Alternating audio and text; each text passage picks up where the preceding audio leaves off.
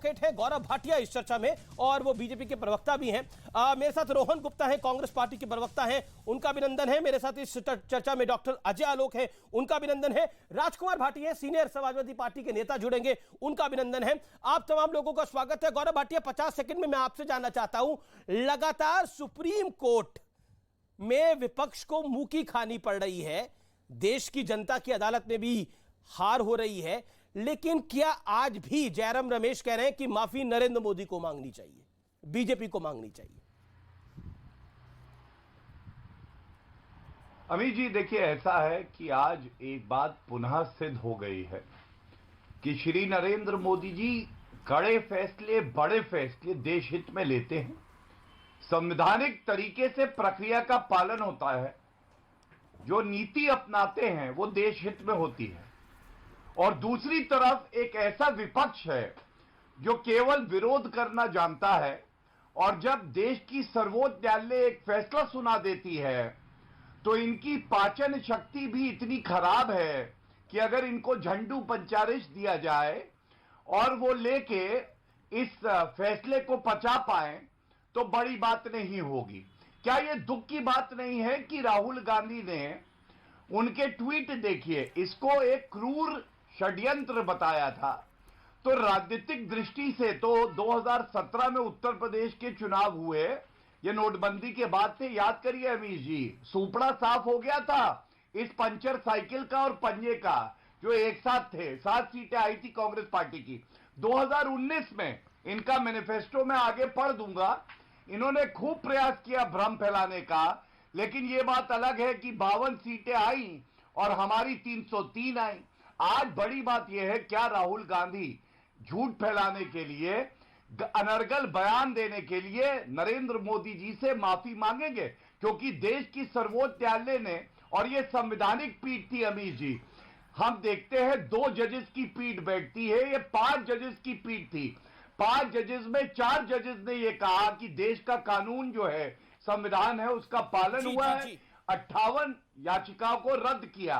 तो आज उसके बाद पी चिदम्बरम जैसे नेता, जयराम रमेश जैसे नेता, माइनॉरिटी जजमेंट जो एक जज ने दिया है, जो देश का कानून भी नहीं है, उसको कोट करके क्यों फिर से भ्रम फैला रहे हैं? जी, आपका बहुत इंपॉर्टेंट पॉइंट है। मेरा रोहन गुप्ता है। रोहन गुप्ता, जनता की अदालत में निरंतर बीजेपी को जीत मिली, आज सर्वोच्च अदालत में भी विपक्ष की हार हुई, लेकिन अभी भी आप उस हार को स्वीकार करने के मूड में नहीं है, या आपका टेम्परामेंट नहीं है उसको स्वीकार करने का? हालांकि साल नया है, लेकिन आपकी हार का सिलसिला पुराना है।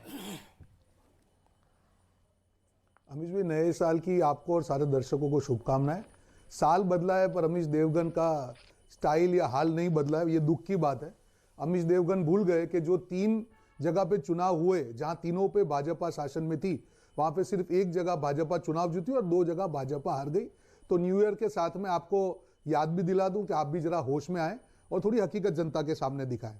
दूसरी एक चीज मैं कहना दिल्ली के एमसीडी में तो आपने काफी सीटें आई हैं आपकी दिल्ली के एमसीडी के अंदर, तो होश में किसको आने की जरूरत है वो बताइए। ना, आपने मुझे होश में लाने की बात बोली। अब आपने मुंह में हाथ डाला तो जवाब सुनना पड़ेगा ना। मुंह में हाथ डाला तो जवाब सुनना। रोहन भाई ऐसे नहीं, पूरा जवाब सुन के जाइए। 10 सेकंड दे दीजिए, फिर आप बोलिएगा। आपको गुजरात के अंदर ऐतिहासिक हार झेलनी पड़ी, लेकिन उसके बाद भी आपको आपकी आंखें नहीं खुल रही, तब भी आप होश में नहीं आ रहे। पंजाब के अंदर आपकी सरकार चले गई, पीछे 5 राज्यों का चुनाव हुआ, वहां पर आपकी हार हो गई, तब भी आपको होश नहीं आ रहे हैं। आप जो बोलते हैं कि आपका शो फेमस है, जनता माफ नहीं करेगी, बायस डिबेट। अरे आपके कहने से क्या होता है सर? आपके कहने से क्या होता है? आप तो सुप्रीम कोर्ट को नहीं मानते, मुझे क्या मानेंगे? आप तो देश की सेना को नहीं मानते, मुझे क्या मानेंगे? आप तो देश की सेना को नहीं मानते, मुझे क्या मानेंगे? मैं किस खेत की मूली हूं आपके लिए? आपके हिसाब से क्या मतलब है? तो फिर कोई मूली नहीं, हम लोग सब नागरिक हैं। मेरी बात को मैं खत्म कर लूं, आपको जो लगा तो मैं मेरी बात को आगे करूं। देखिए अमीश भाई, जो आपने बात कही, आपने 3 मिनट तक आपका जो इनिशियल प्रोडक्शन था, कोई भी पत्रकार होता है उसकी एक जिम्मेदार होती है कि पर्सपेक्टिव में चीजों को रखो, जिससे जनता, जो आप जो क्लेम कर रहे हैं कि आपका नंबर 1 शो है, अगर आपको अपनी जो विश्वसनीयता बरकरार रखनी है तो बैलेंस करके बात करें। जो आपने बैलेंस क्या है? झूठ बोलूं मैं? सुप्रीम कोर्ट में आप हार गए, मैं सुप्रीम कोर्ट में आपको जीता हुआ बोलूं? कमाल की बात है। रफेल के अंदर आपको, रफेल डील के अंदर आपको क्या झेलना पड़े, मैं उसको बोलूं कि आप जीत के कमाल की बात करते हो। बैलेंस करके बोलो, बैलेंस करके बोलो। मैं बैलेंस करके बोलूं, मैं उन पत्रकारों को ऐसा बन जाऊं जो कि मंत्री लगवाते थे आपकी सरकारों में। कमाल की बात करते हैं आप। पत्रकारिता में मुझे ज्ञान दे रहे हैं आप, पत्रकारिता में मुझे ज्ञान दे रहे हैं आप। अपनी बात को रखिए, मुझे ज्ञान मत दीजिए रोहन जी, अपनी बात को रखिए। अगर मुंह में हाथ डालेंगे तो जवाब करारा मिलेगा यहां से, बता रहा हूं मैं आपको। पत्रकारिता का ज्ञान मुझे मत दो, मुझे लेने की आवश्यकता नहीं है पत्रकारिता का ज्ञान आपसे। मैं बता रहा हूं, आप अपने वक्तव्य को रखो, अपनी पार्टी के वक्तव्य को रखो। मेरा आपसे निवेदन है, साल का पहला दिन है, हाँ बिल्कुल दायरे में बात करिए, बिल्कुल। अगर आप एक बात बोलूंगे तो मैं दो बात बोलने की कुव्वत रखता हूं, लेकिन आप सम्मानजनक मेहमान हैं, मैं आपका सम्मान कर रहा हूं। प्लीज नहीं ना, प्लीज आप पत्रकारिता का मुझे मत बताइए कि मेरा चैनल नंबर 1 है, मेरा प्रोग्राम नंबर 1 है, मुझे ऐसे करना चाहिए, बैलेंस ऐसे क्रिएट होना चाहिए। कौन सा बैलेंस की बात करते हो आप? किस बैलेंस की बात करते हो? सुप्रीम कोर्ट के निर्णय को बदल के बोलूं मैं यहां पर? अरे आप झूठ मत, कैसे बैलेंस की बात करते हैं? झूठ आप बोलते हैं, झूठ आप बोल रहे हैं, झूठ आप बोल रहे हैं, झूठ आप बोल रहे हैं, झूठ आप बोल रहे हो, निरंतर बोलते आ रहे हैं। आपने रफेल पे झूठ बोला, मुंह की खाई। आपने झूठ बोला नोटबंदी पर, मुंह की खाई। लगातार झूठ बोल रहे हैं आप, लगातार आप झूठ बोलते हैं। झूठ बोलने की आप बात करते हैं और यहां पर लेक्चर दे रहे हैं आप मुझे। अपनी पार्टी को डिफेंड करिए, इससे आप अपनी पार्टी का बड़ा नुकसान करते हैं, इतना बड़ा नुकसान करते हैं जिसको आप सोच भी नहीं सकते। आप अपने वक्तव्य रखिए। पहले आपने 10 सेकंड बोला, 10 सेकंड में आपने 8 सेकंड मुझ पे बोला, फिर आपने 1 मिनट बोला, 50 सेकंड मुझ पे बोल रहे हैं आप। मैं विषय नहीं हूं, मैं विषय नहीं हूं आपका। आपको बोले आप टाइम वेस्ट कर रहे हैं अपना भी और देश की जनता का भी। मेरा निवेदन है रोहन भाई, मैं आपको 1 मिनट देता हूं, इस फैसले पे बोलिए आप। 1 मिनट दीजिए इनको। आपकी निवेदन पे सुन लीजिए, मैं आपका समय ले रहा हूं। नमीश भाई, नए साल की शुभकामनाएं। मैं आपको सिर्फ इतना कहना चाहता हूं कि जब भी आप जनता के सामने अपना जो भी ओपिनियन रखते हैं उसमें 2 साइड रखिए। क्यों मैं बोल रहा हूं? आरबीआई ने आज एक फैसला सुनाया। कोई भी जो निर्णय होते हैं उसमें 2 पहलू होते हैं, एक उसकी प्रक्रिया और उसका एक उद्देश्य, और आखिरी उसका परिणाम। 3 चीजें होती है, प्रक्रिया, उद्देश्य और परिणाम। आरबीआई ने आज जो फैसला सुना, जो आप भी जानते हैं, आप भी एक विद्वान पत्रकार हैं, उन्होंने प्रक्रिया पे फैसला सुनाया। बाकी 2 मुद्दे, उद्देश्य और परिणाम, ये दोनों मुद्दे जनता से जुड़े हुए मुद्दे हैं। उद्देश्य क्या कहा गया था कि कालाधन पकड़ा जाएगा, आतंकवाद खत्म हो जाएगा, डिजिटाइजेशन हो जाएगा, देश का जीडीपी बढ़ेगा। हकीकत क्या हुआ? जीडीपी देश की कम हो गई।